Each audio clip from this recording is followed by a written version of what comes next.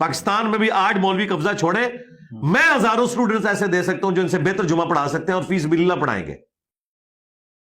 سوال نمبر 18 ہے عاصم بھائی کا اسلام آباد سے، پوچھتے ہیں کہ سورہ نساء آیت نمبر 22-23 میں طاقت البن ہننا سے مراد علماء کیا لیتے ہیں؟ اور کون ہے جو تمہیں اگلوں کا خلیفہ بناتا ہے؟ الہم اللہ، کیا اللہ کے ساتھ کوئی اور الہ بھی ہے جو یہ کام کرتا ہے؟ قلیل اللہ ما تذکرون۔ سورہ النمل کی آیت نمبر 62 ہے، امن یجیب مدروا اذا دعا، الہم اللہ، کیا اللہ کے ساتھ کوئی اور الہ بھی ہے؟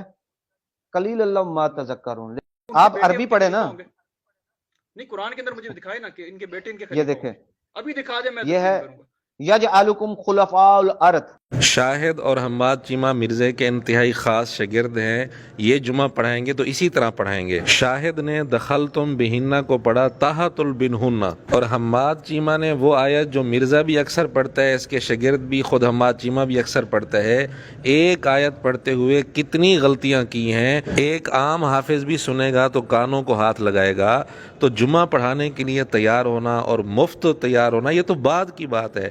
پہلا مسئلہ تو یہ ہے کہ جمعہ میں قرآن کریم کی تلاوت مرزے کے شاگرد کس طرح کریں گے، اس کے نمونے ہم نے آپ کے سامنے پیش کر دیے ہیں۔